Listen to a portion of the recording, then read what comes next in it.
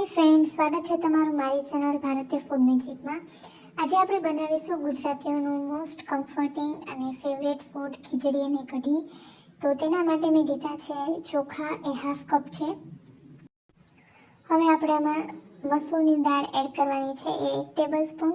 મગની ફોતરા વગરની દાળ,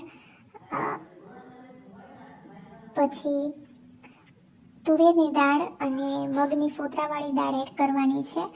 અને જો તમારે અહીંયા બીજી કોઈ દાળ એડ કરવી હોય, જેમ કે ચણાની દાળ, તો એ પણ એડ કરી શકો છો. અને આ 4 દાળમાંથી તમારે કોઈ દાળ સ્કીપ કરવી હોય તો સ્કીપ પણ કરી શકો છો. એટલે કુલ મેં દાળનું કોમ્બિનેશન મેં 4 ટેબલ સ્પૂન જેટલું લીધું છે, હાફ કપ ચોખા સામે. અને આ દાળ અને ચોખાને પાણીથી સરસ 3-4 વાર પાણીથી ધોઈ લેવાના છે. અને પછી જે એક્સ્ટ્રા પાણી હોય તેને નિતારી લેવાનું છે. પછી આપણે લેવાનું છે પ્રેશર કુકર, એમાં 3 ગ્લાસ જેટલું પાણી ઉમેરીશું. અહીંયા મેં પાણી થોડુંક વધારે લીધું છે, કારણ કે મને ખીચડીની કન્સિસ્ટન્સી થોડી ઢીલી જોઈએ છે, એટલાથી ખીચડી સરસ સ્મૂથ બનશે. અને હવે આપણે જે દાળ અને ચોખા ધોયેલા હતા એ આમાં એડ કરવાના છે. અને પછી એમાં આપણે સ્વાદ મુજબ મીઠું અને 1/4 ટીસ્પૂન જેટલી હળદર ઉમેરવાની છે. અને એક મીડિયમ સાઇઝનું બટેકું મેં લીધું છે ને, એની છાલ રિમૂવ કરી અને એના ટુકડા કરી લીધા છે, અને એ પણ આમાં એડ કરીશું. જો તમારે આની સાથે બીજા કોઈ વેજીસ એડ કરવા હોય તો તમે એને આ સ્ટેજ ઉપર કરી શકો છો. અને મને બટેકાનું કોમ્બિનેશન વધારે ગમે છે ખીચડી સાથે, તો મેં બટેકા એડ કર્યા છે. અને એને સરસ એકવાર મિક્સ કરી લેવાનું છે. અને એને આપણું ઢાંકણ બંધ કરી અને એને મીડિયમ ફ્લેમ ઉપર 4 સીટી થાય ત્યાં સુધી આપણે એને કૂક કરી લેવાનું છે. અને પછી આપણે ખીચડી તૈયાર થઈ જાય અને એના માટેનો આપણે જે તડકો કે વઘાર કહીએ એ તૈયાર કરીશું.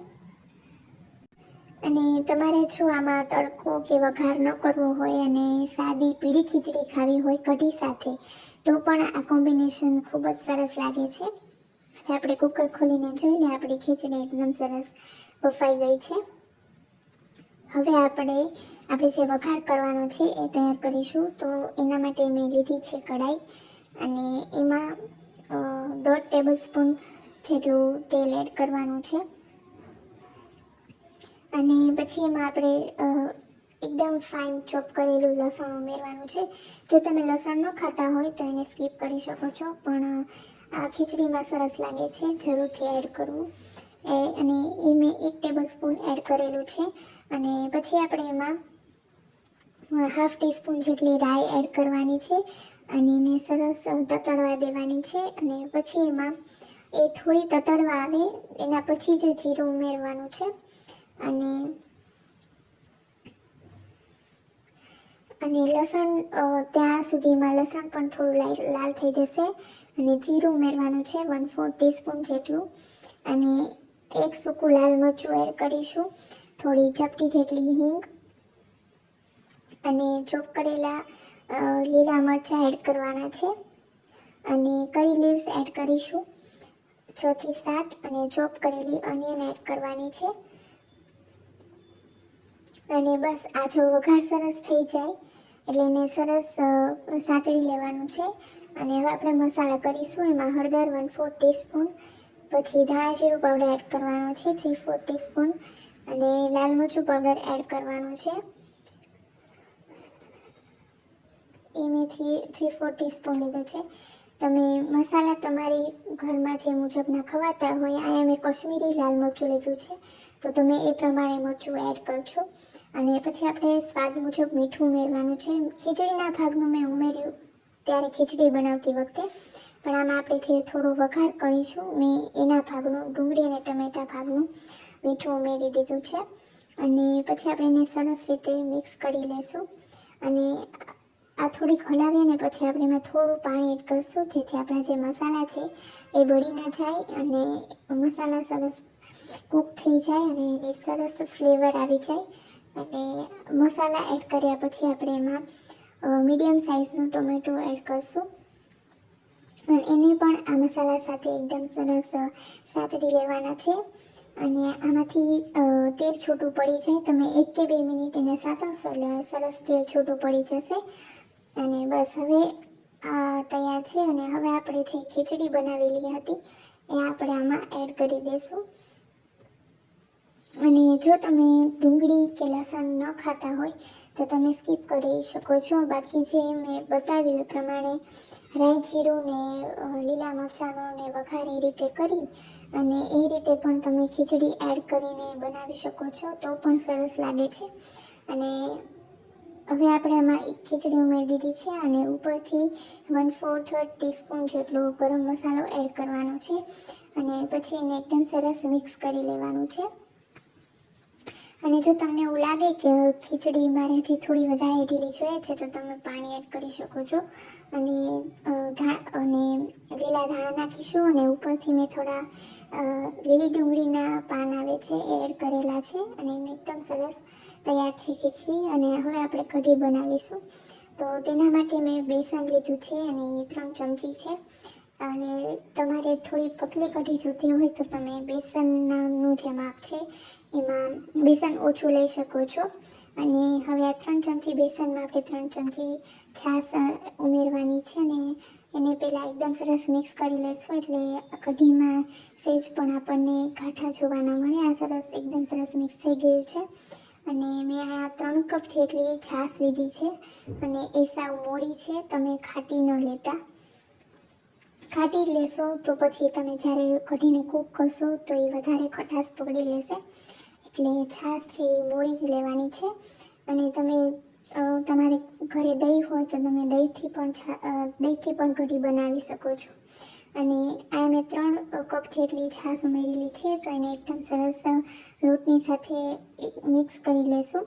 અને આ સ્ટેજ ઉપર જ આપણે સ્વાદ પ્રમાણે મીઠું એડ કરી દેવાનું છે. અને મરચાં સુધારેલા છે એ પણ એડ કરી દેવાના છે. એ મેં 1 મોટું મરચું લીધેલું છે. અને તમારા ઘરમાં તીખું ખવાતું હોય તો તમે તીખું મરચું એડ કરી શકો છો. અને આ એકદમ સરસ મિક્સ કરી લેશું લોટની સાથે. એટલે પછી આપણે ઉપરથી કાંઈ લોટ કે ઉમેરવાનું નહીં આવે. અને આ એકદમ સરસ મિક્સ થઈ જાય અને પછી આપણે એમાં વઘાર કરીશું. જો તમને પીળી કઢી બનાવી હોય તો તમે આ સ્ટેજ ઉપર હળદર ઉમેરી શકો છો. અને બસ બધું મિક્સ કરી લેવાનું છે. બાકીની પ્રોસેસ તો સેમ છે. હવે આપણે એક પેન લેશું અને એમાં 1 ટેબલસ્પૂન જેટલું ઓઇલ ઉમેરવાનું છે. અને અહીંયા મેં કઢીમાં ખાલી રાઈનો વઘાર કરેલો છે. મને પર્સનલી રાઈનો વઘાર ખૂબ પસંદ છે. અને તમારે આમાં મેથીનો વઘાર કરવો હોય કે બીજો ખડા મસાલા એડ કરવા હોય તો તમે એ આ સ્ટેજ ઉપર કરીને એવી રીતે પણ કઢી બનાવી શકો છો. અને બસ જો હવે આપણે આમાં રાઈ ઉમેરવાની છે 1/2 ટીસ્પૂન જેટલી. અને ચપટી જેટલી હિંગ અને 6-7 લીમડાના પત્તા એડ કરીશું. અને રાઈને સરસ ફૂટવા દેવાની છે. અને રાઈ ફૂટી જાય પછી આપણે એમાં જે આપણે છાશ અને બેસનનું જે મિક્સચર બનાવેલું હતું એ આમાં તરત એનો વઘાર કરીશું. અને કઢીને આપણે 5 થી 7 મિનિટ માટે ઘટ્ટ થાય ત્યાં સુધી આપણે એને ધીમા ગેસે ઉકાળી લેવાની છે. અને તમે જ્યારે કઢીનું મિક્સચર એડ કરો વઘારમાં પછી એને સતત હલાવતા રહેવાનું છે. અને 5 મિનિટ જેટલું ઉકાળશો એટલે કઢી સરસ ઘટ થઈ જશે. અને બસ હવે આ એકદમ તૈયાર છે. અને છેલ્લે આપણે એમાં લીલા ધાણા એડ કરીશું અને મિક્સ કરી લઈશું. તો તૈયાર છે કઢી. તમે જરૂરથી ટ્રાય કરજો. અને પછી મને કમેન્ટમાં કહેજો કે તમારી ઘરે કેવી બની ખીચડી અને કઢી. તો મેં ખીચડી સાથે કઢી સર્વ કરેલી છે. તો આપણી એકદમ સરસ ટેસ્ટી એવી ખીચડી તૈયાર છે. અને એના ઉપર આપણે થોડું ઘી એડ કરીશું. અને તમને મારી રેસિપી પસંદ આવી જશે. તમે મારા વિડીયોને જરૂરથી લાઈક કરજો, શેર કરજો. અને જો જે મારી ચેનલને સબસ્ક્રાઈબ ન કરી હોય તો કરી લેજો. અને thank you so much for watching. અને મેં મારી ચેનલ પર ધાબા સ્ટાઇલ દાળ ફ્રાય અને જીરા રાઈસ ઘરે કેવી રીતે ટેસ્ટી બનાવાય એનો પણ વિડીયો મૂકેલો છે. અને સિમ્પલ રીતના સાંભાર ટેસ્ટી એવી એનો પણ વિડીયો મૂકેલો છે. તો એ પણ જોઈ લેજો.